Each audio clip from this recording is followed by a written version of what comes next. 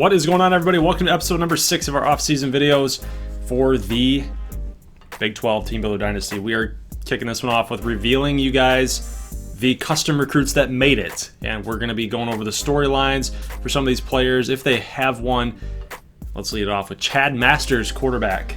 Okay, he is a self-described project quarterback. He just recently started playing. He took up the quarterback position about 9th grade, 10th grade, somewhere around there. So he's only played for a few years, but the scouts really like what they've seen out of him from Broken Arrow, Oklahoma. Next up on the list is Anthony Armstrong, another quarterback. Yeah, he is from Michigan, West Bloomfield to be exact. Yeah, baby. He's interested in Michigan State. He's got a Michigan State family, but we'll see on his recruiting board if they're actually one of his top schools. Maybe he wants to do something different. But yeah, he is from a big MSU family. Next up, quarterback Junior Cash. This is actually one of my favorite names out of this whole entire group. It's a good name. I assume he's a Johnny Cash fan, the user that submitted this one. He had a kind of a tougher upbringing, lived in the middle of nowhere in Odessa, Texas, on the outskirts of Odessa. So he's a kind of a scrambler. He's going to be a quick guy, maybe a little Johnny Manziel in him. Here's a name I like, another quarterback, David Tomsha. Yeah, he's a very athletic player out of Lawrence, Kansas, projected to be about a 4-star player, can play different positions, but definitely going to focus on quarterback. He's throwing himself out there, says, I want to play quarterback, but very athletic. He could be played 2 ways in high school. But Quentin Evans, a guy out of Aurora, Colorado. So where do you think he's going to go here? Who's going to really try to go after this guy? Denver Tech? I don't know. Possibly. I mean, he's 6'4". He doesn't fit the Denver Tech mold. He does not. He's got a little bit of athleticism, but he is kind of hefty. He's coming out of high school at 230. Not the fleetest of foot, but yeah, he was born actually in Wyoming, and Wyoming was his dream school. And Wyoming is no longer. They've been Thanos snapped. As the saying goes. You're going to keep using that. Huh? Oh yeah, definitely. But yeah, now that Wyoming's out of the picture, that was his favorite school growing up. But now all these top-of-the-line schools are really looking to sign him. So he's going to be in high demand. You're going to have to help me pronounce this one. Takeo Kumanoto. Yeah, I think that's Kumanoto. Yep. He's from Texas by way of Japan. So he doesn't have a ton of experience, but he's huge. I mean, he's 6'7". That's big. That is big. And it's very big. Some team's going to take a chance on him, and it's probably going to pan out. Now, this guy looks like an absolute boss. I don't know if it's just the way that this jersey's making him look here, but Darnell Savage looks like a really good wide receiver. Yeah, he's lightning quick. He is kind of described as a Tyreek Hill type, and that's what people are really going to like about him. Had a tough childhood, grew up in downtown Houston, and he's going to look to make an impact and make the NFL someday. We do not have a story on Armani Roussel, but he's still going to be looking like a pretty darn good player. Another wide receiver in this recruiting class. Yeah, 6'2". He's got a fair amount of speed and can catch the football. Seamus O'Regan, 5'9", 210 pounds. That's a Grand Island, Nebraska. I might be doing Scottish. I can't tell the difference sometimes. It's all right. It's a little Scottish. What do you guys think? I don't know. Well, we have an Irish fan in the house. We do.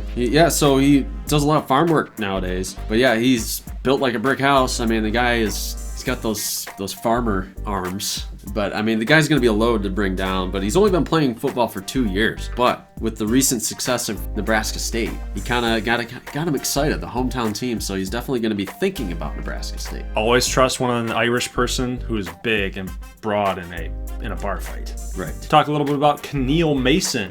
Yeah, 5'11", 175. So he's kind of slotted in as a slot receiver and plays basketball as well, so point guard. Hopefully, if we get him, he might feature in the basketball series. Oh, yeah. But yeah, he's a natural leader type. So come to Ardmore. Come to Ardmore. Should be a good one someday. We need receivers. Talk about the big man, Raul Braga. This is a name I really like. Former soccer player, but he basically outgrew the mold for soccer. He's Portuguese, but he did spend most of his youth in Tulsa, Oklahoma. So he's going to be right in our team builder backyard. Ethan King, a center. Yeah, he's from Orlando. So the last time we had Kennedy, offensive lineman out of Florida. We couldn't get him, so hopefully we got to get Ethan King now. Trained very hard in the 7th grade, so he's definitely got a lot of strength. Built himself up, played offensive line since middle school, so he's got a lot of experience. Socrates Fortlow. He looks like a bad boy. I mean, does. he's coming out of high school. He's 300 pounds out of high school. He's a big dude. I mean, we need to check his birth certificate and make sure he's still... Are you legit? Are you not? Are you 20 or something? Or 22? You getting a free ride while you're 20? Huntsville, Texas. Jack Danger, a linebacker. What a great name for a linebacker. Another guy out of Nebraska, and he is a Nebraska State fan as well. So a second one that we got here that might be looking at us. But, you know, with the way our recruiting went last year, I mean... You know, we got to take playing time into consideration. So the guy is a state champion deadlifter. Jafari Okoye. Yep, he's from Baton Rouge, and he's by way of Africa to Louisiana. So the scouts really like him, but he's coming off of a leg injury. Kind of listed as a tweener because he's a little big for safety, but a little bit smaller for the linebacker. So it'll be interesting to see which team can utilize his skill set. Uh-oh, we have another Austin sighting, or this time it's Orlando Austin, who is somehow, some way is related to Paris Austin, the JUCO that ended up committing to Odessa. Are they brothers or cousins? We do not have a storyline. I'm sure that Showstopper / Braden Austin is going to be able to give that to us. But this is submission for winning one of our contests. So these are the guys that end up getting in as guaranteed recruits. So Orlando Austin from Odessa, Texas. He's very quick, 93 speed, 93 and above speed. And it looks like he's going to be a player. So he's not a JUCO. This will be a freshman. It's going to be a very good player to watch out for. Recruit submission, Juice Robinson, a cornerback from Odessa, Texas by Brian Street. All right, what's his story? He doesn't really have a story. It's too much. So we're going to have to just make something up. But he's more of a man-to-man type of cornerback. This is a guy that you don't want to mess with when he gets you in the press. He's got enough size and enough physicality to serve him well in this game. Custom recruit submission from Sequestral for winning a prize in our contest. This is Griffin Rivers. Any relation to Gunner? Yes, this is the younger brother, but he's the middle child. Oh, there's another one. Of the Rivers family. Great. So there's another one. He is from Lubbock, Texas. He is a primary wide receiver, but he can play any position. This is a guy that's an ultimate athlete. And he's kind of got a weird combination of equipment and style. Very strange, as you can see there. Running back Wallace Daniel, no story. Out of Kansas, correct? He is out of Kansas, and this is a guy that can pretty much do anything you ask him to in the running game. He can pass block for you, he can run block for you. This is a guy that's going to get nitty gritty in the trenches. All right, Ranger Green, Kearney, Nebraska, running back. Nebraska's a hot state this year. Yeah, everybody seems to be really shooting for Nebraska State Prairie Dogs. Maybe we'll get him. I don't know. He's from a farm family that grew up doing most of the work on the farm, so he's got a highly driven work ethic. His getaway is to play football. So this is kind of his dream come true, to be in the recruiting battles. Now that we talked about the custom recruits, now it's time to talk about the recruiting boards for each and every single team. Let's get right into Ardmore first and foremost, as usual. And then we'll go over Nebraska State next. And then we have a couple guys here. You're not going to be able to see their faces, I don't think. Yes, there you go. So we are targeting Willie Nelson. Willie Nelson. Yeah.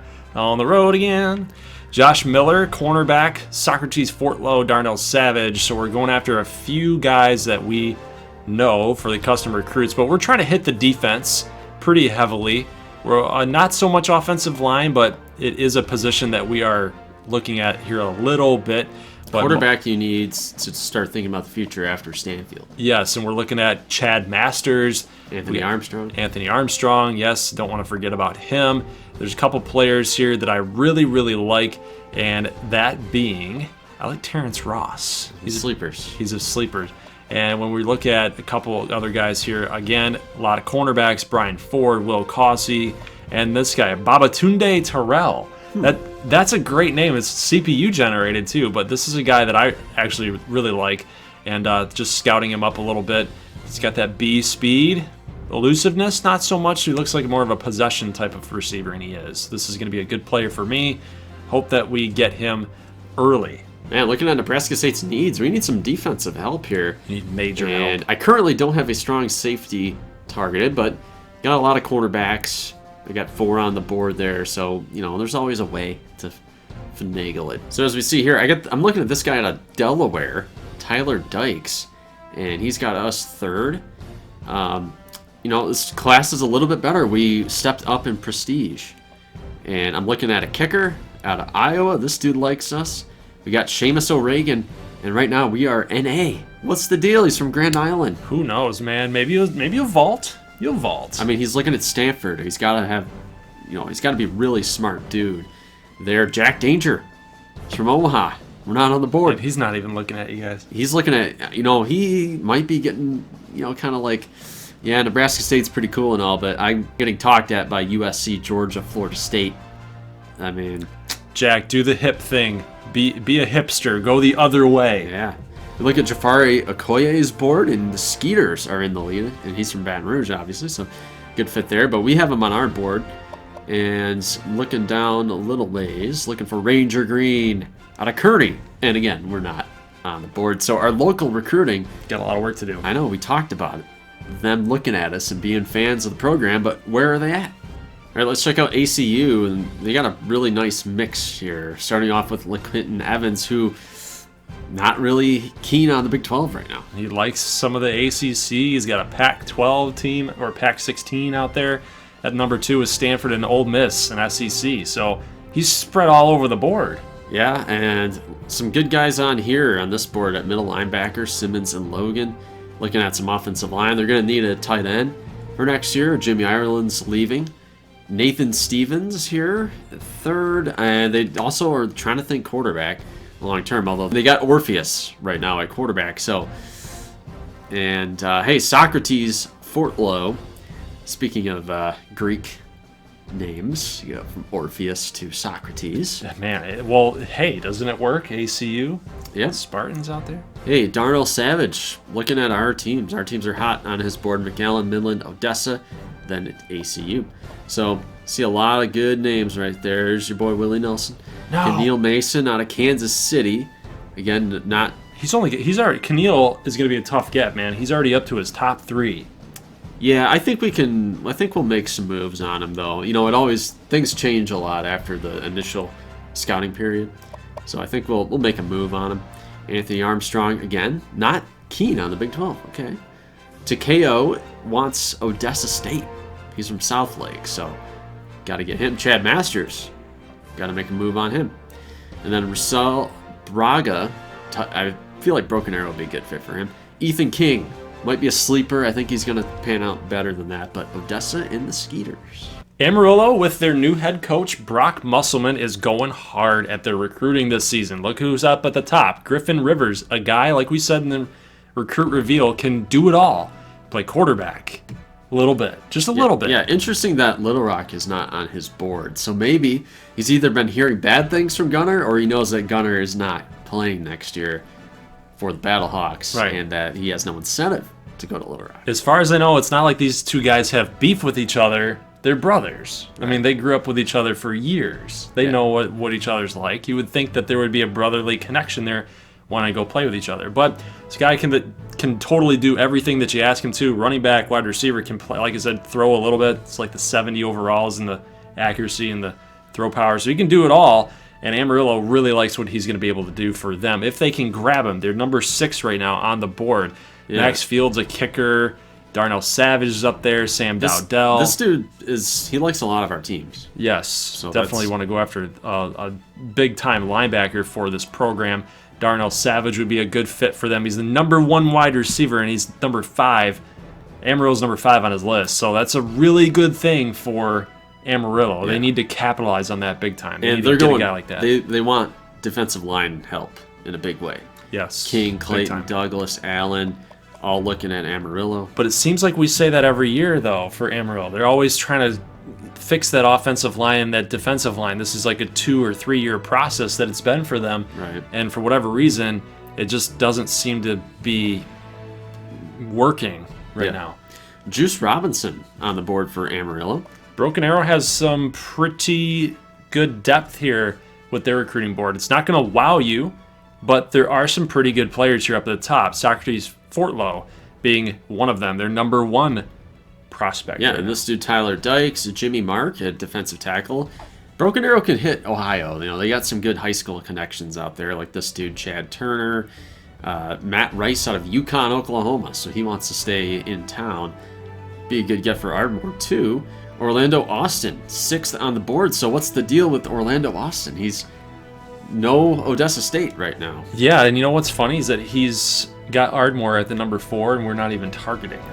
Yeah, so maybe Austin's deal is he wants to break away from the family dynasty and set out on his own path. But you're going to have Braxton, the coach, applying all this pressure on Orlando to end up going to Odessa State. Interesting thing here as well, we have Notre Dame at number 3. Mm-hmm. So I wonder what's up with that, because everything else is Big 12, and then you have Notre Dame sitting there. It's like, what had happened there? Wallace Daniel, again, no surprise there seeing Camu on the board, but Broken Arrow wants to get in the mix as well. And let's go down a little bit of ways. Kumanoto. This is a good class. Like I said, it's depth-wise. I mean, they got a lot of guys in the 70s and high 60s. It's a really good class, man. Yeah, and they're definitely going after Chad Masters just for the future because he's local hometown guy. Armani Roussel, not a lot of Big 12 on that board, but I think we can fix that. And then Braga, King, and Juice. And it wouldn't be a Denver Tech recruiting board if they weren't shooting big, okay? Griffin Rivers, LaKinton Evans, this dude Claude Gray, number 1 athlete in the nation. Gabe Hill, number 1 running back in the nation. Joe Joseph, number 1 tackle. Number 1 safety. Number 1 linebacker. Doesn't end, man. Number 2 athlete. You got Fortlow in the lead there. So, yeah, they want to go big. They want to go hard. Dang, dude. Their top 15 are in the top 5. Yeah. Okay, top 20 guys on their board out of 35 spots are in the top 5. It might be too good of a board because I don't know how you can spread your points around to really attract a lot of these guys. But if they hit on 3 of them or 4 of them, then they're in some pretty good business. Yeah, there's our first David Tomsha sighting. Denver Tech in 2nd, listed as pocket passer, but he's got a lot of athleticism. He'd be a good fit for that program. Wallace Daniel, they want to take him away from Camu. Camu definitely going to be a player there. Orlando Austin, and Seamus O'Regan on his board, as well as Ethan King. Camu has a few needs that they need to fill this season, and I think a lot of it has to do with the defense. They have a lot of players on offense that are up and coming. Defense seems to be the key point of emphasis, as well as quarterback. So if we're looking at offense, quarterback seems to be the one position they need. Otherwise, it's mostly defense.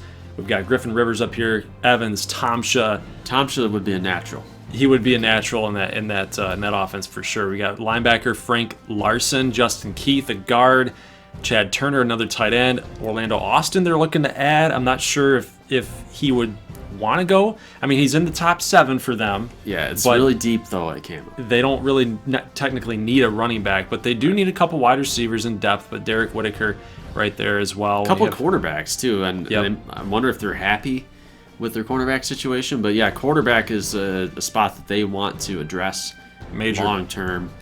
And Junior Cash, our first Junior Cash sighting there. A lot of wide receivers. I should have probably mentioned that. That guy's got a good name. Jason Jackson. I like it. Takeo's on the board. Braga, blocking tight end. Perfect for them. And that will do it for Camu. Looking at Little Rock, they're going after Griffin Rivers for sure, but he's got Little Rock on his NA list. LaQuinton Evans at quarterback. They did sign Matt Smiley as a freshman last year in the last class, but he's no LaQuinton Evans. If you can get a guy like that, you're doing some really good things. But they are obviously looking at wide receiver and offensive line. This dude from Tennessee, got to get him. But yeah, Savage would be a good fit. Really good fit at 5'10", 191. Number 1 wide receiver in the whole entire NCAA recruiting class for this season. Would be a big-time get for them. They haven't had a big-time playmaker at wide receiver without Etuan Billings, if you guys remember that name. Yeah, it's been a while since they had a number 1 guy, so Keneal Mason's going to be on their board. They can recruit Kansas City, no problem there. More offensive linemen there, John Mills, Frank Slaughter. Looking at center especially, but you can usually move guys, shuffle them along the line. So Takeo and Okoye on the board. Armani Roussel, wide receiver, 6'2", 190. That more so fits the profile for a Little Rock wide receiver. But like I said before, if you want to get some playmaking and some shiftiness in there, you need a guy that's a little bit shorter, like that Marquise Brown type of athlete. So, and then we look at Ranger Green, running back, who's that power type of running back. They need a guy that's going to be after Mike Monet and Isaiah Green, because after that, they're getting older. They're getting a little older. Ethan King on the board again as well. Like I said, I got a feeling he's going to be a gem. All right, head coach Leroy Jackson wants to make a splash. He's got a lot of cachet. Got the Denver Tech pedigree. He thinks he can talk guys into it. And we're looking at teams that had McAllen number 1 or in their top 2. I saw a lot of guys. I did too. Scrolling through these boards, like Griffin Rivers is up there. They want Gabe Hill because they want a premier running back. They have Andres Buckley. We don't know if he's, like, how good he can be in this offense. I mean, that's a question mark. So, you might think he's going to do good, but we don't know yet. So McAllen wants to go after a guy like Gabe Hill, number 1 running back, speedster. Claude Gray probably can play running back as well. Looking at defense. Defense is big on their board too. Socrates is there. Going offensive line. Sam Dowdell there as well. Yeah, a lot of teams with him on their list. Darnell Savage going for a Carson Jackson replacement. Number 1 on their board. So yeah, Tyler Dykes was number 1. This guy, Joey Moore, number 1. Tom's 7th. I think he'd be a good fit for this team. I think he would too. He might bring back the Jed Carmichael days. Could be, but I mean they're running the ball now though. So, but yeah, like this dude here, Nick Durbin, number 4 running back. They want to make a splash at running back in a big way. Matt Smith, you get your Willie Nelson, Junior Cash. He's always going to be my Willie Nelson. Yeah, on the board, and Jack Danger, number 1 for McAllen. All right, let's check out Midland State. This is another team that, I mean, they're feeling like they're going to have a great year, and if they may go on a championship kind of run, it's going to pay dividends in recruiting. So they are going early at these guys. Claude Gray, Gabe Hill again, we see. This dude again, Corey Simmons. Get the number 2 athlete on the board. This team's going to have some holes offensively, so interesting that... Kind of hitting the defense a little harder? Yeah, it's interesting. I mean, no cornerbacks. They have no use for any cornerbacks. None. Like I said, if they want to open up the community for it, then I would take some. For sure. I'll take the bottom half. That's fine. Yeah. They want to go after Orlando Austin and nearby Odessa. Anthony Armstrong going to be on their board.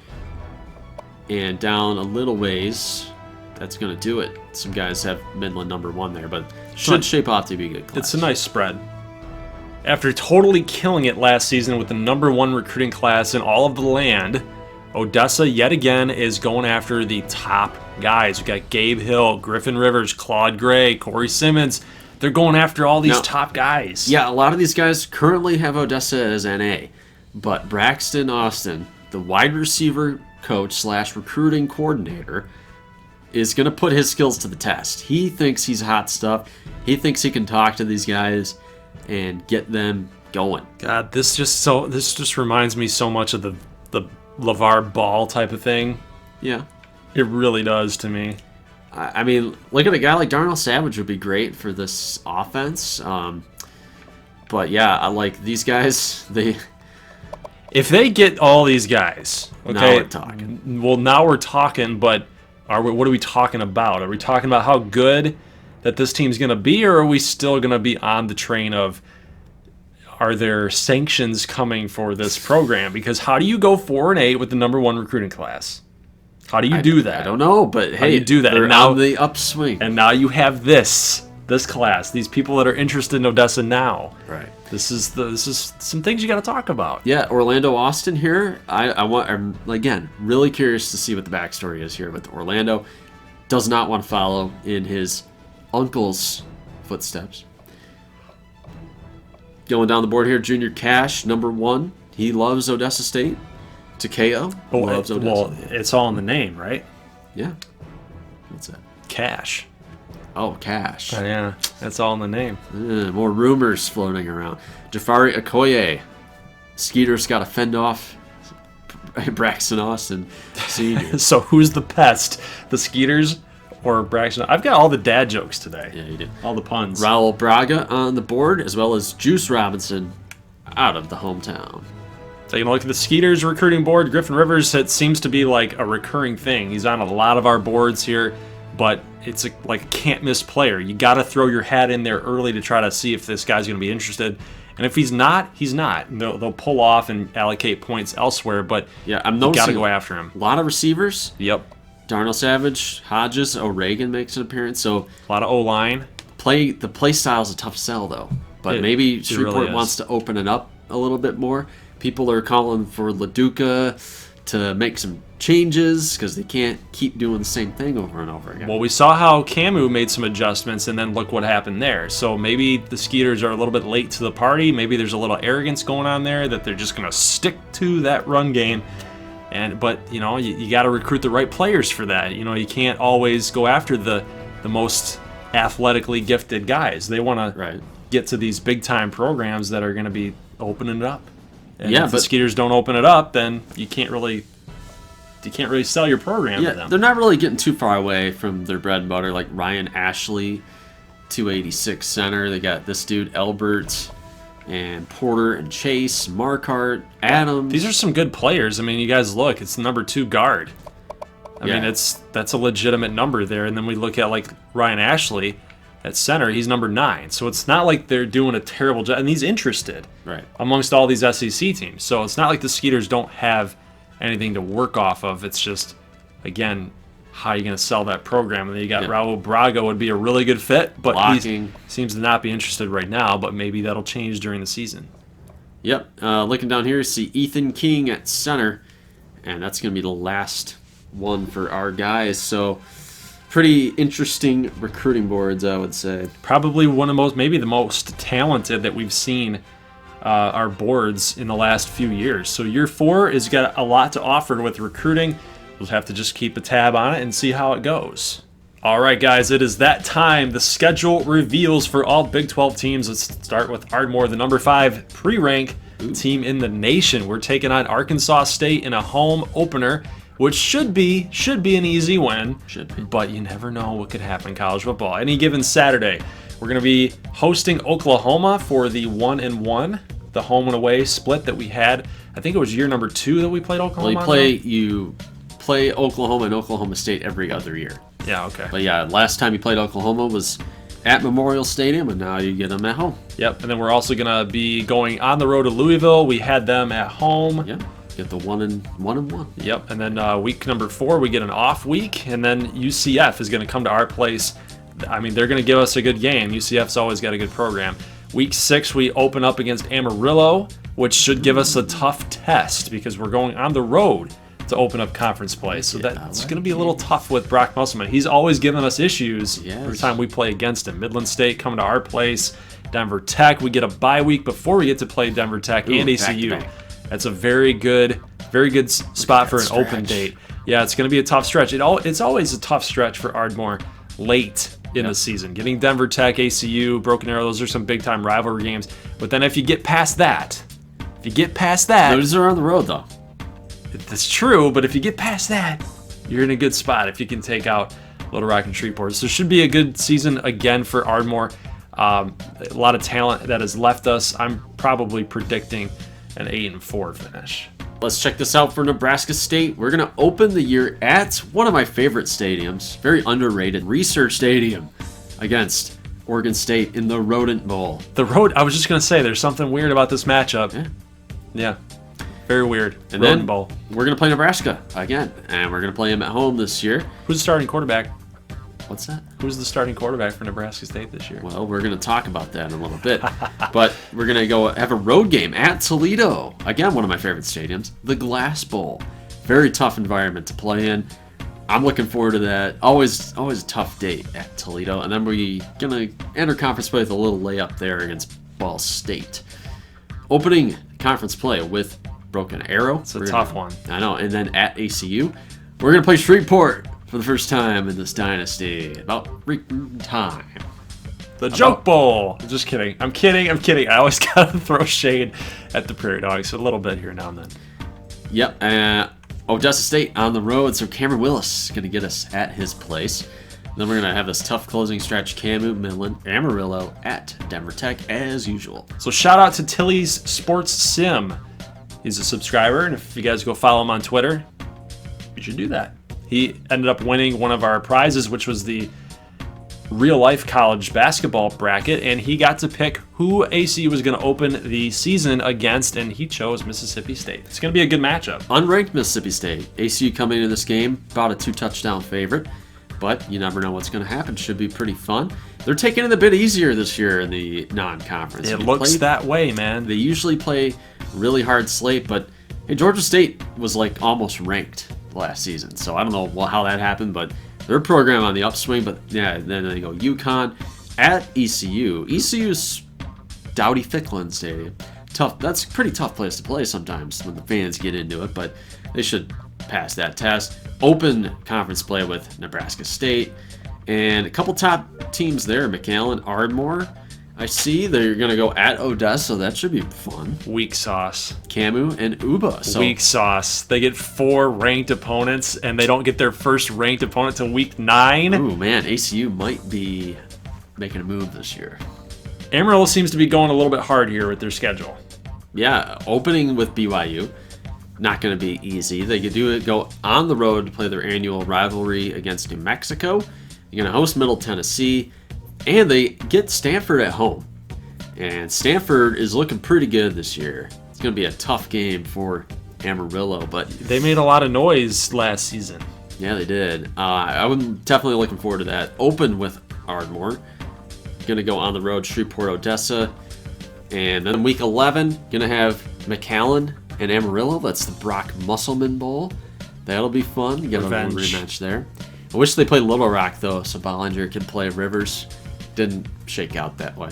They're closing with that stretch. McAllen, Denver, Nebraska, Midland. So they got to make some hay early in the year if they want to get to that bowl game. It eluded them. It's eluded them for 2 years in a row. The only pathway to a bowl game I see is to go 3-1 out of conference, beat Shreveport, beat Odessa. There's your 6 wins right there. And if you get a spoiler somewhere, somehow you're going to get into a pretty good bowl game. It'll be a nice little bow wrapped on top for your season. But yeah, it's going to be a tough one for Amarillo. They got to dig deep. Shout out to Brian Street, who selected for Uba's opening opponent, North Carolina. And they are pretty good in our dynasty right now. They're coming in 13th in the nation. Uba going on the road for this one. Tough assignment. Then they're going to play South Florida, Tulsa, and UNLV, or as I call them, ULV. Bye week, open with Nebraska State. As I talked about, they draw Denver Tech from the West. Tough. They also get Odessa State from the West. So that's going to be an interesting game. Yeah, that's not a gimme for Broken Arrow. Denver Tech taking on Boise State in that rivalry game they always seem to play. Yep, they play every year. They're going to go at Baylor. They're going to host Michigan this year with the home and home. At Colorado, a game that a lot of people have been wanting them to play. No Leroy Jackson at Colorado anymore. Should be easy pickings for Denver Tech, but this is a tough non-conference slate, and they got to avoid tripping up here. I think they can run through these teams. They could easily run through it, but you always got to be wary about that. There's always a chance it could happen. Somebody's going to bite you, especially, I hate to say it, but that Michigan game, I mean, maybe. Brandon Peters is back. Maybe. Oh, that's true. So if they're going to stick to keep running the football like they have been and get walloped at the big house, I'm still I mean, I am too, but, it's a different year. It's always a new year. Well, I picked Denver Tech. Yeah, I'll pick Denver Tech. But that game right there, they're only ranked out of conference opponent. Yeah. That could pose some problems. They're going to open conference play week 7 at Uba, and they are going to draw Shreveport. This is the first time that Shreveport has played Denver Tech in our dynasty. You get to try your hand at Thanos. There you go. At Ardmore, at Camu. They do get Amarillo on the road this year. Close with Midland, Nebraska as usual. Tough schedule for Denver Tech. I think their season's going to hinge on the non-conference performance. Kansas A&M going a little bit hard as well. After UCLA, though, not so much. But that big game against UCLA on the road can be a tough one for them, I feel like. But they're in the top 10, so they could do it. But big expectations. It's like you got to add. It's like even though you see a ranked opponent And it's like, oh, okay, that's fine. But it's UCLA. It's in the Rose Bowl. That could pose some issues for them. Yeah, they beat UCLA last year at home.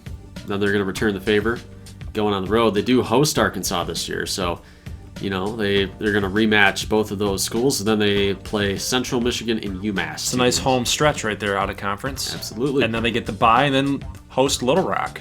That's a fun game. That should be pretty interesting. They could be 4-1 at this point or 5-0. Yeah, at McAllen. So that's a cool game too. To draw McAllen from the east. Gonna play ACU from the east though. Well, the big one for me is that Midland State game. Yeah, it's always this is always a good game. This is a revenge game. Yeah. Little Rock's schedule looks kind of difficult, in my opinion. They're going to have a week off during opening week to get prepared for this game against South Carolina. And this is a South Carolina team that kind of got nipped by the Big 12 in the bowl season with Broken Arrows Sugar Bowl losers, but they're defending SEC champions, though. That'll be hard. Then they're going to play Buddy Monroe's favorite other school, Vanderbilt, the team that he was thinking about. The Mistress. But he didn't end up going there. ECU makes another appearance. They're going at Little Rock. And then a pretty fun game here, I think. Little Rock at Navy. Got to watch out for that game. That's dangerous. Opening at Camu. They draw Odessa from the west. That's a fun game. Play ACU at home this year. Yeah, there's no let-up. This is cool. I love this matchup. We haven't seen this one yet. Yeah, that would be pretty sweet. I don't know if it's because it's the red and the purple, or just it's because it's new territory. We haven't seen it yet, but not going to be an easy schedule for Little Rock guys. 7 ranked opponents. McAllen kind of taking it a little easy here, but that's to be expected. Leroy Jackson's still trying to get to know his team, and I think the schedules are already set before they hire head coaches anyway. But sure, yeah. But they're still taking it a little easy. That's true. McAllen's never been one to challenge themselves in the non-conference. No. It's just not something that they like to do. It's worked out, though, because they lost a lot of talent to that NFL draft this season. So Yeah, absolutely. They're going to open at Houston rivalry, play Nevada at Texas Tech. That's kind of their marquee game. I think that's a loss. That's an early season loss, in my opinion. Texas Tech sucks right now. Oh, okay. All right, well, then go McAllen. I don't know. We'll just go by week by week. They play UL Monroe, or as I call them, Ulm. Open with Camu at home, Broken Arrow. Then look at this stretch. Who made the schedule? 4 road games in a row. This stretch is brutal. ACU, Midland, Amarillo, and Ardmore. That's tough. But then again, they're kind of in that Ardmore situation where they get that tough stretch from week 8 to week 12. Yeah. And then for the last 2 weeks of the season, they get Shreveport, Little Rock. That should... If you can get through that, then you should be okay. Well, the good news here, finally no Denver Tech. All right, let's check out Midland State here. They're going to open up against Army. It's always a tough game. And then they're going to go Hawaii at SMU, and then they're going to play Notre Dame in Arlington. This is the second time that Notre Dame has faced off against a team builder team in the series. Look at this stretch here. You're going to open up Ardmore at Camu as well. So kind of hard. And then they leads into their Battle of the Basin against Odessa State, as the game is known. At Little Rock, like we talked about, pretty cool matchup. They got to go at Denver this year, close out against Amarillo. Got to beat Nebraska State this year. We are their Achilles heel. If they can't beat Nebraska State, it seems like you're the thorn in their side. If they can't beat you, then again, they have to go and take on a Denver Tech team. After that game, it's just tough for them. All right, Odessa State, another team that likes to, they take it easy. They don't test themselves. Well, that's kind of, I don't like that. What? They get the #1 recruited class in the nation. They want to talk hot stuff, and then they're going to go out and do this. Hey, they need time to grow. Okay. But they still have that year 2 recruiting class that was really good. That's still kind of the foundation of this team right now. And they're going to open up against TCU. Going at SMU, or as I call them, SMU. SMU. Hosting San Jose State, and then at UTEP. They're going to open their conference slate against Little Rock.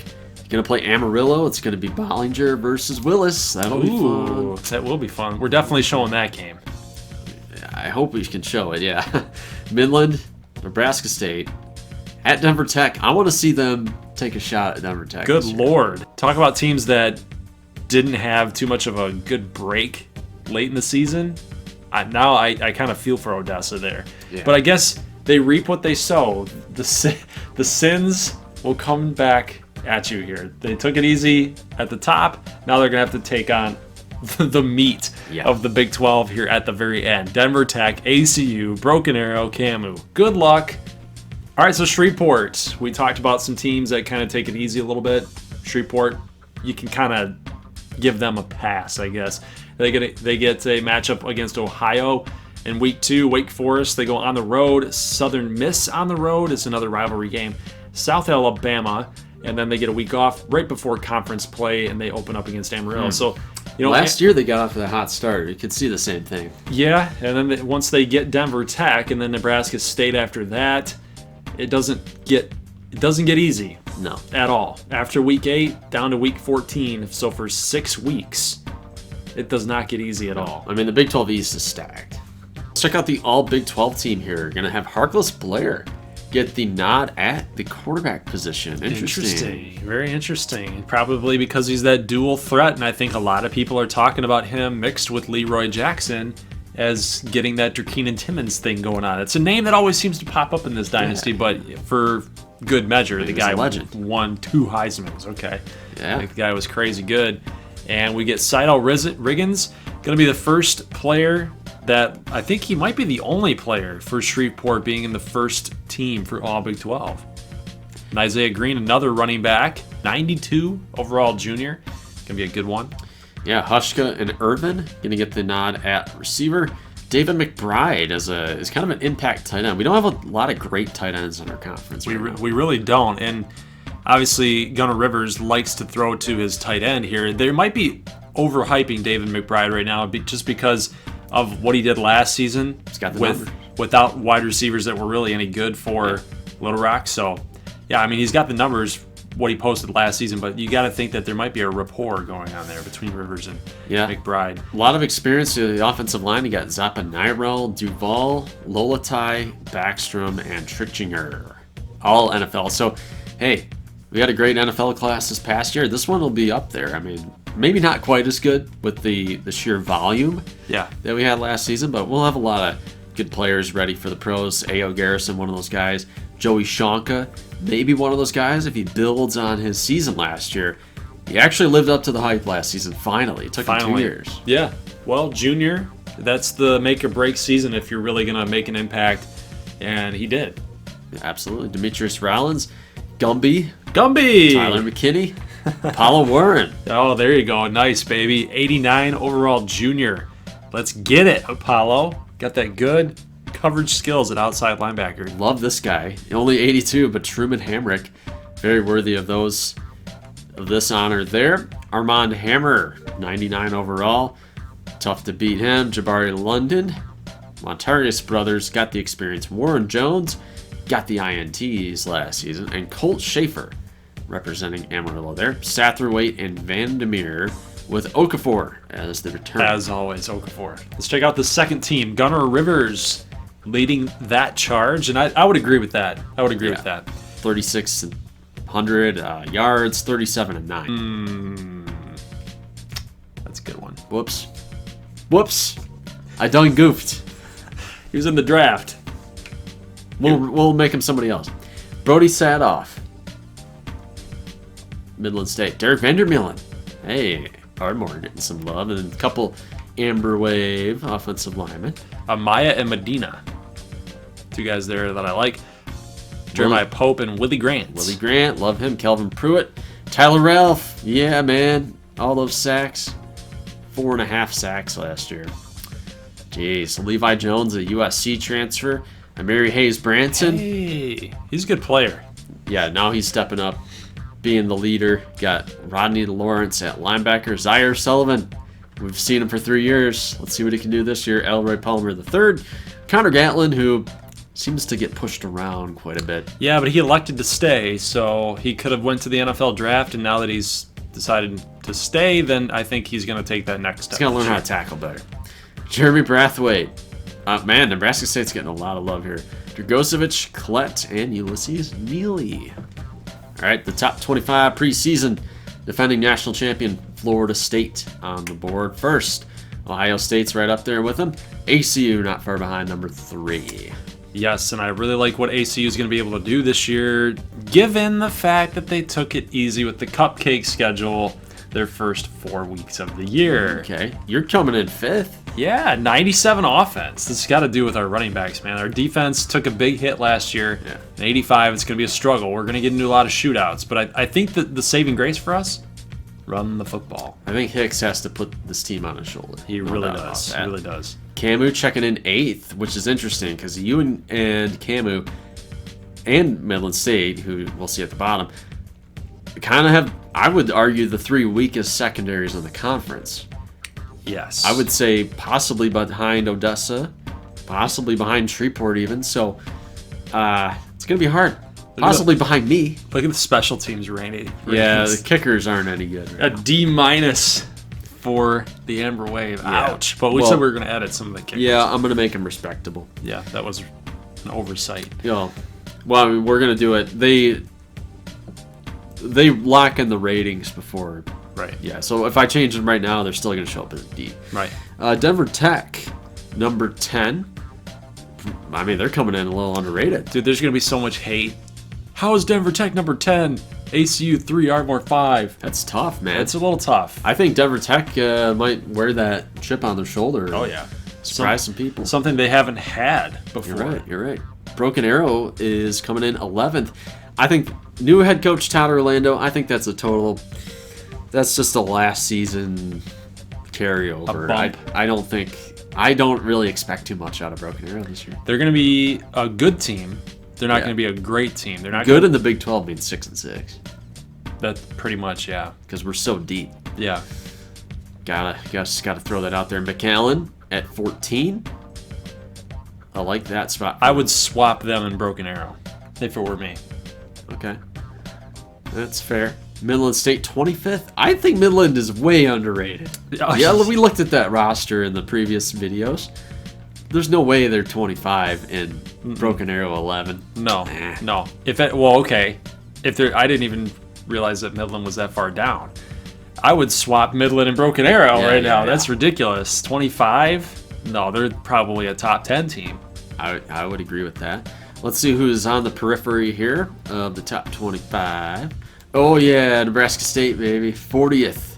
You guys are getting better. I know, we're up to a 4-star program. Weren't you a 67 when this started? I think it was 72. Okay, so you've upped it by 11 overall points. That's pretty good. And we weren't even recruiting very well the first 2 seasons. Right. It's gotten better. Little Rock is at 41. I like their offense, but their defense actually rated an A- now, so they might be a team to watch out for. Odessa coming in at 51. I think that's pretty fair. That's fair. Maybe bump them ahead of Syracuse.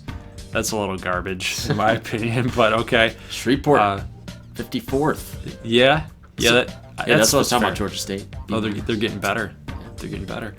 But Shreveport could, I don't want to say have a miracle season. It was last year was really the kind of run that they needed, but, this year it's definitely an uphill battle. It should be. And Amarillo, that's who I was looking for. They're checking in at 72. Team with not a lot of expectations, but the hype train, in the local area around the school, the vibe is very good right now. Very positive things coming out of the Amarillo campus for sure, but not a lot of people are talking about them outside of the campus, simply because you've got how many games within conference? You've got 8 games in conference, so that's probably what this preseason poll is considering, and they don't stack up too well against the rest of the Big 12, which seems to me like a really good reason why they're stuck with the likes of Central Michigan, Kansas, Rutgers. Yep. Yeah, it kind of sucks to be in Amarillo's shoes, but you're getting better, and you've got Brock Musselman. He can bring you to the top. Who's the worst team in the country this year? UMass. And when I say Brock Musselman can lead you to the top, I mean he recruits well. Doesn't manage games well, but he recruits well. Arkansas State here. You got to take care of business. All right, guys. Now it is time to open up the floor for your picks in your preseason conference outlook. So just like we have done in the past, guys, if you are new to the channel and you're just now joining this series, or you didn't get a chance to get in on this contest, let's do a little explaining. So you basically, what we're gonna do, you and I, is we're gonna make our preseason picks and we're gonna rank how we think each team's gonna fall. Your job is to do the very same thing, but we award points for every team and slot that you get correct. So let's say you guess, let's say this is the end of season standings here for the Big 12 West. You're gonna get a point for every single one that you got correct. So Denver Tech has to be a number 2. If they're number 1, you don't get any points for that. They have to be a number 2 slot. You get 2 points for your division winner and 2 for the champion. Correct. Okay, so yeah, just looking at the Big 12 West here, they seem to like Camu. I think their secondary is going to do them in. Denver Tech still really strong. Ton of experience on this team. I think number 10 is a slight to them. And Midland is in the same boat. I think Midland and Denver Tech are clearly the 2 best teams. You got little old Nebraska State sitting here at an 83 overall. And then Odessa, Amarillo, 2 teams with a lot of positive momentum. Who could spring an upset, though? I mean, I think these 2 teams are the wild card. Definitely. Definitely a wild card. If they trip up one of these top teams here, it's going to affect the race. Yeah, I would say that Denver Tech is obviously the favorite here. I think that they're given a little bit of a bump there to Camu just because of what happened last season. Yeah. And they're out for revenge. They're out for blood this year. But again, like you said, that 87 defense is something that Camu has always been pretty darn good at, is playing defense. And now they don't have as many weapons. They don't have as many weapons this year. So when we look at the competition there, Denver Tech seems to be my pick for winning this division yet again and going back to the Big 12 championship. But Midland State's going to have something to say about it, but I don't trust Whiteside. Yeah, that's the monkey wrench. I like the roster a little bit more than Denver Tech's, but if you're giving me Makovich versus Whiteside, I think Makovich is going to be more clutch this year. So yep. So what are your standings here for the Big 12 West? I'll take Denver Tech 1, Midland 2. I'll take Nebraska State 3. Give me Odessa 4. Wow, you're really dogging Camu. I'll take Camu 5 and Amarillo 6. Wow. You're really dogging Camu. I want to take one of these teams as a sleeper, but I'm not going to put them over myself. So you're just taking a risk? Yeah. Now, if you had to play this straight up... We're not doing that. This is for fun, you know. Hey, we're having a little lively picks here. Okay. Got to make it interesting. Well, I am going to go with Denver Tech, number 1. I'll swap out Denver Tech and Camu. I think Camu's going to finish 2nd. I think Nebraska State will finish in 3rd. Ooh, okay. I think Nebraska State's going to only lose 2 games. Oh. I think you have the weapons now. And if Graham Keith is the starting quarterback, that's my stipulation. If Graham Keith is the starting quarterback, you will win 10 games and have 2 losses. Okay. I don't think you're beating Denver Tech, though, this year. And so that's my number 3 pick. That means that Midland State will have to be 4, Odessa 5, Amarillo 6. Okay. And so the big one for me is just that Nebraska State Midland swap. You don't screw me over, man. Don't screw me over. You got to come through. Graham Keith, quarterback. Put it in the comments, guys. Graham Keith got to be the quarterback over Shanoski. Let's go to the Big 12 East.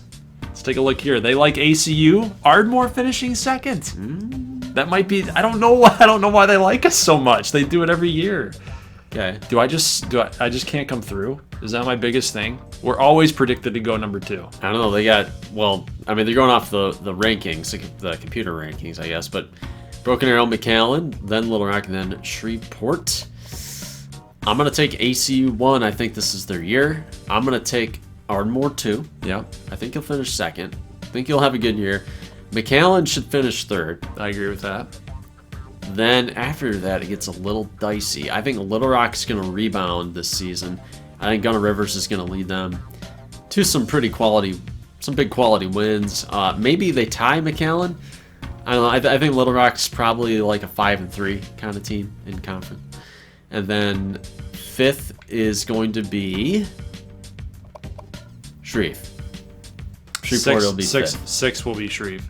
No, fifth. Oh, you're saying fifth? Yeah, so I'm who's gonna sixth? take Uba 6. Really? I think it's gonna be that bad. Lamont Christian's not gonna. Well, yeah. The Todd Orlando thing. I don't think he's the right fit in this world. That could be right. Yeah, I agree with most of what you said. I think ACU will be first. We're going to have another rematch, ACU Denver Tech for the Big 12 title in year 4. I think Ardmore will finish in second. I like McAllen to finish third, though. Yeah, that's fine. McAllen to finish third. I'm going to go with Little Rock fourth. Ooh, I talked you into it. Little Rock fourth, Broken Arrow fifth. Okay. And then Shreveport sixth. And like I said, the only reason I would agree with you that the Todd Orlando thing, it just doesn't fit. That offensive scheme doesn't fit. He's a defensive-minded guy, and with a quarterback like Lamont Christian, who should be the next up-and-coming guy, right? I haven't seen enough from him, so I don't know what to expect. So I'll give them not sixth place. I'll give them fifth, just because of the transition period and the fact that this is a quarterback that hasn't started yet. So I'm going to go with that. So let us know who you guys have for your preseason conference outlook. And again, the rules are simple. Get the correct team in the correct spot, you get 1 point. If you get the division winner correct, you get 2. And then your Big 12 champion, you get an extra 2 points as well. So that's going to be that. And then whoever wins this, what is going to be the prize? You will have an option, I would assume. You have an option to choose from merchandise, a free shirt, or a free mug, whichever you want. Let's go with the free shirt. I will personally buy it for you. Free shirt. Okay? All right. Free shirt of any team of your liking. And I'm sure by the time that we get through to the end of the season, we'll have more shirts that are going to be available with different designs at some point. So that'll be the prize. Free t-shirts for any team of your choosing. So, pretty interesting offseason, all things considered. I think this is going to be a really good year, number 4. I'm just talking personally from Ardmore's chances. I like our chances to challenge ACU for that number 1 spot. But, it just comes down to execution. Got to get it done this year. We have not won in big stages. What about you guys, Nebraska State? In the same boat. I mean, we've been trending up. Last 3 years, we've gotten a game better each season. Got over the bowl game hump. Got over the Denver Tech hump. And where it goes from here, I can't really say right now, but we're going to find out in due time. Yes. Okay, now we're going to check out some of these new look teams and go over some storylines here. As you guys are well aware by now, Cameron Willis taking over. You got Paris Austin out there as the X receiver, number 1. Pat Dowdell checking in number 5 on the depth chart. Ooh, we're going to Paris. Look at him go. He's wide open on that route. All right. Let's send him deep. See if he can win this. Go get it, Paris. Get it. He had the positioning there. It might be something he's got to work on a little bit, but yeah, good coverage. Maybe a slant. Maybe a slant at some point. But look at Dowdell. Ooh, Willis led him a little too far. All right, Paris is on the outside. Let's see if he can. Got a wide open RB there. Rosario, the tight end, checking in.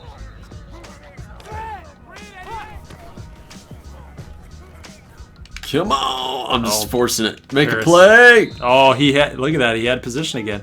Maybe just get him moving with a little fancy little slant there. Yeah, let's see what he's got as far as like release goes. Oh, there he is. Boom. Look at Paris go. Good catch. He's going to be a difference maker on this team. A lot of changes for Amarillo, guys. The Brock Musselman offense is here. So Rhett Bollinger, Keon Sykes, guys that are... Ooh, look at the moves already, man. So this Amarillo team is going to be implementing a lot of the pistol offense. They're going to kind of get away from the D.D. Dukes, Russell Springer type of mold. And we can see right now they're going to start utilizing their running backs. They've got guys like Keon Sykes. We got the wide receiver core. We got Quan at the number 1. Orion Bradshaw making his appearance here at the Y. Bollinger's going that way. Yeah. Look how big he is. So the Ardmore, now we have a healthy John Hicks. You guys probably don't even remember what it was like with John Hicks. It's been so long. But wide receivers out there, Vinny Peck. Chiquendu is finally getting a start at wide receiver, and Leander Ransom on the outside. This is going to be a not the best wide receiving core, but it's going to be about the running backs and the O-line for Ardmore's offense. So we got Xavier Wiggins to our left and then Odell Streeter to our right. We're going to be implementing a lot of two-back type of sets here. And you guys can see right there, you got Odell Streeter going up against a linebacker. It's a matchup that you like. So we're going to try to utilize as best we can our running backs in the passing game. You guys can see it right there. Just boom. Again, Odell Streeter to the outside. It might not be the flashiest type of offense. And even when you try to run the football, both guys can block, and then look at that O-line do its work. Look at that. Just Streeter. If you get him in open space in the second level, even if you flip it here and get Wiggins going too, I think it's going to be a deadly, deadly Ardmore offense this year. All right, let's check out Nebraska State now. And Ben Shinosky taking some snaps here. Trying to seal the edge there with Pryor, the new tight end. But Shinosky's still got those wheels. But yeah, he is trying to stave off Graham Keith. And to a lesser extent, Fitzsimmons, who is also trying to get some playing time in his senior season. But, I mean, new wide receiving core. Oh, that's what it is. Yeah, we need to build chemistry. The excuses, they just pile up. We need to build chemistry for our... That almost got picked. Uh-oh, this is not good. That Shinosky's having a bad day. Yes, that could have been picked off. Let's check out what Graham Keith can do. This is one of our first looks. I think we got a little brief look at him. He looks like a quarterback. Yeah, does he now? Does he? Boom, hits Kimberling with a nice little throw there. A little bit in coverage. Okafor was on it.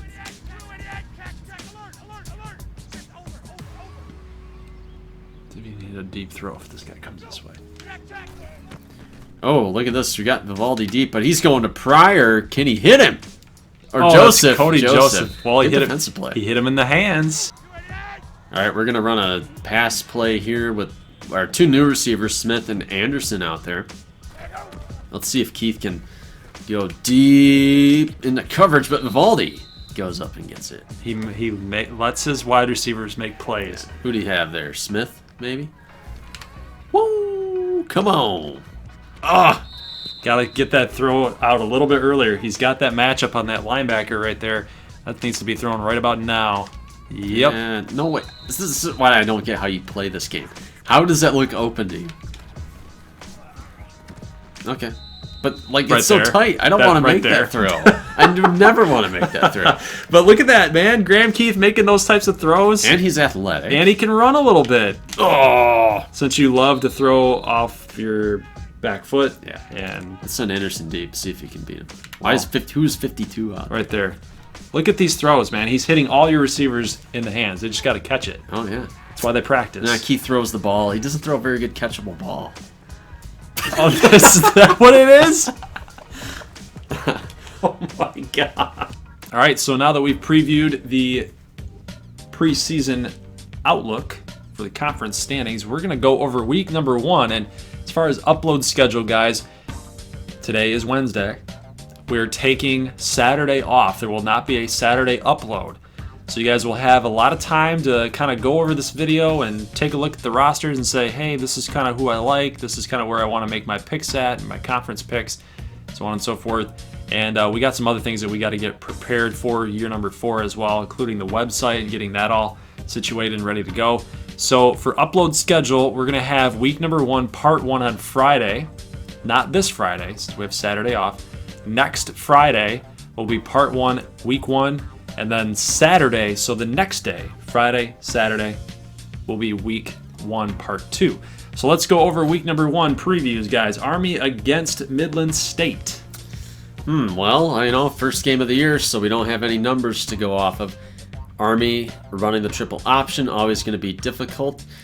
I'm just going based off of what I've seen. The Midland coaching staff has handled Camu. I think that will allow them to handle Army. I'm going to take Midland as well, just simply because of the talent differential.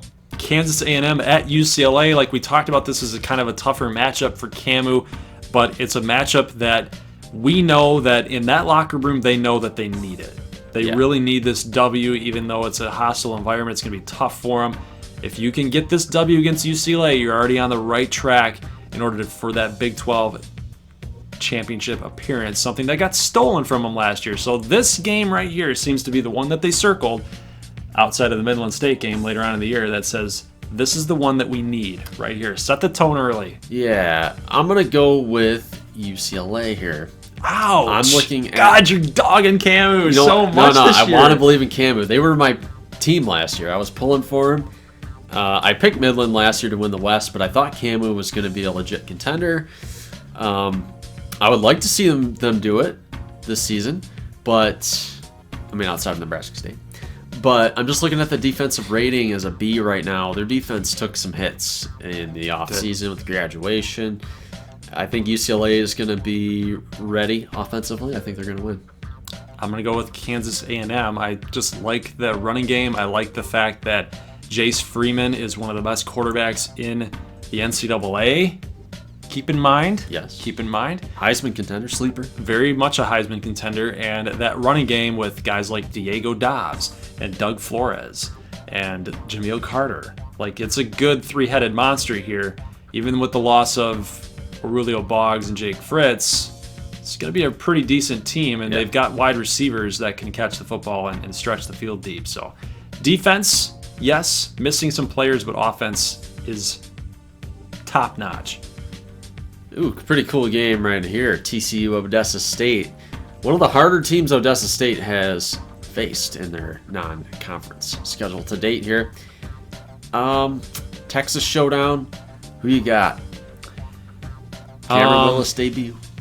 Yes, that is a good point. I think that I'm probably going to go with TCU. All right. Unfortunately, I do want to take Odessa State in this home game, but looking at TCU and knowing how this program has a lot of tradition, and Odessa kind of, I don't know.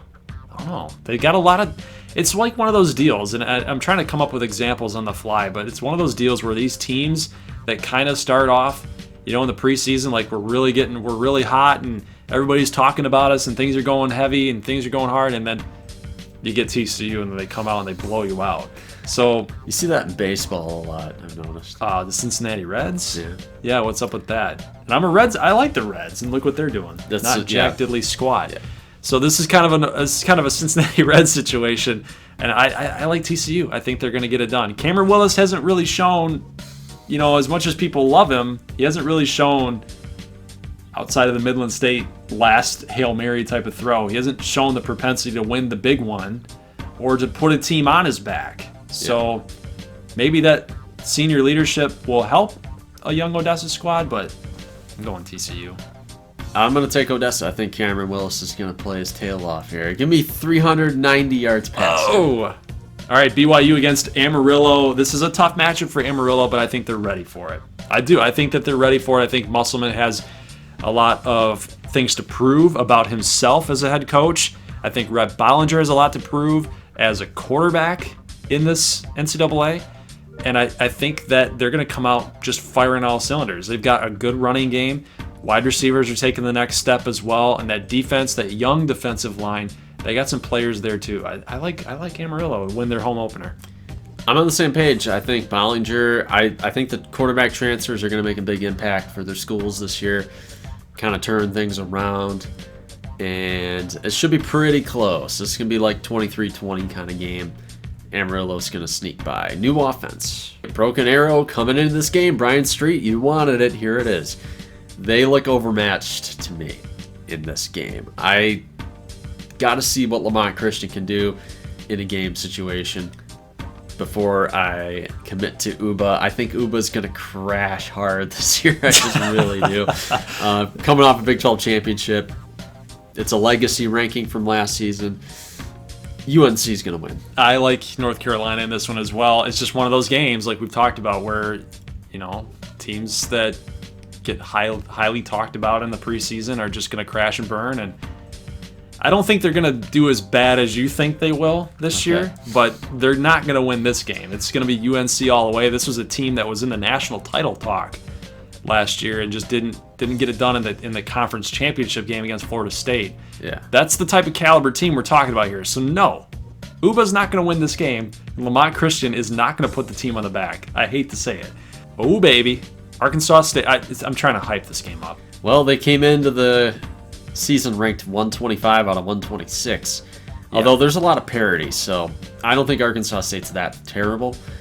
I think Hicks should roll here, and you got that monster that how many heads does this monster have? I want to say 4-headed, but probably more like 2 or 3. Well, we got Brent Guerrero, Odell Streeter, Xavier Wiggins, and 3. Jake Wood.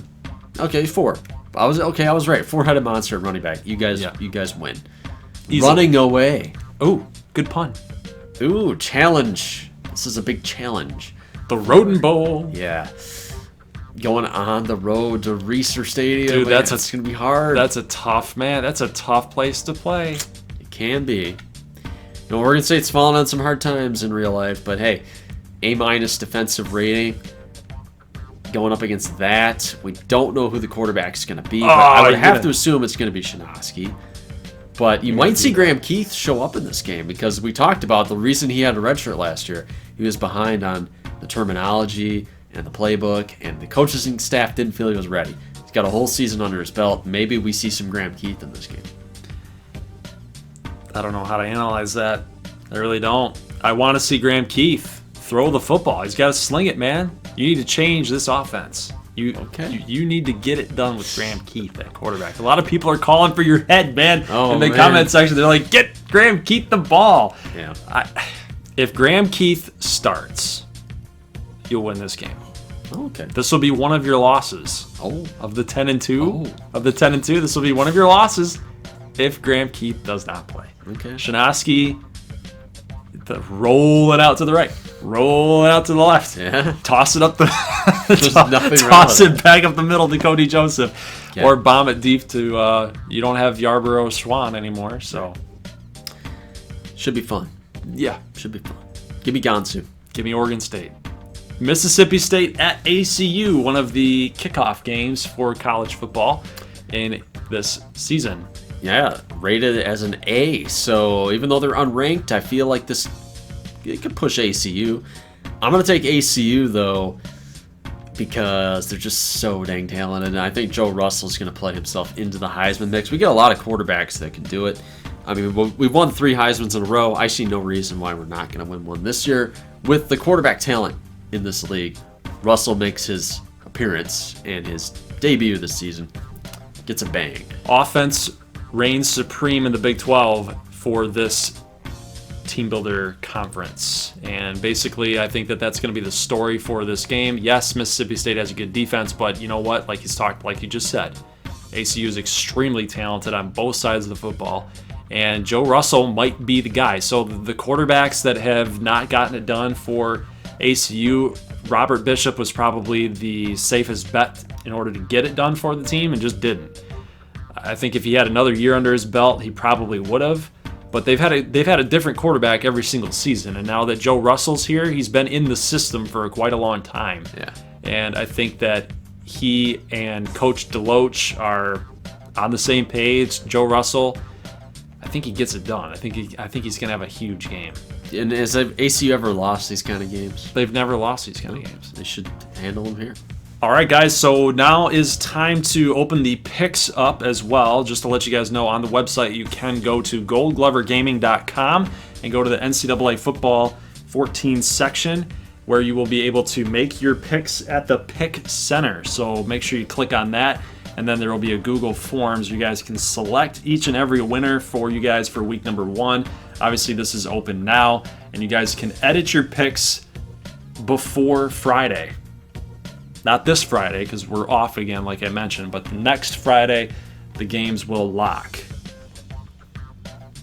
So please make your picks there at the website, and just make sure you post your conference predictions in the comment section below. Once you guys see the heart or the like on there, that means that I have tracked it, so you guys are good to go. So make sure you're looking out for that as just a way to let you guys know that it is accounted for. And that way I can account for it later on in the season, where you're not making picks as once the season's already happened. Yeah. So that way I can account for it. But let's talk about the games. Who is on tap for Friday's upload for part 1 and part 2 on Saturday? Well, we're going to go all CPU to start, so it'll be CAMU at UCLA, TCU Odessa, and then UBA, North Carolina. Doubleheader action there. You're going to see Arkansas State Ardmore, Nebraska State at Oregon State, and Mississippi State at ACU. Would love to know why North Carolina is kicking off at 10 o'clock at night. Very good question. Don't know why that's the case. Very good question. This isn't even a neutral site game. I'm going to pretend it's 8 o'clock. Yeah. And then you're kicking off at 9 Why o'clock. why are we kicking off at 10? Oh, it's Eastern. 9 Central. Uh, It's still kind of weird. It's kind it's of a late. little strange. A little late. At ACU, 10 o'clock. These guys should be kicking off at like 8:30 on ESPN. Primetime matchup. It's weird. Not 10 o'clock. 10 o'clock in Atlanta. Oh, EA Sports. Gotta love it. If it's in the game, it's not in the game. All right, guys, leave a like if you like this thing. And are you excited for year number 4? I know I am. Let's get this thing started. We'll see you guys next week on Friday. Make sure you get your picks in and your preseason picks in the comment section below. We will see you guys later. As always, peace.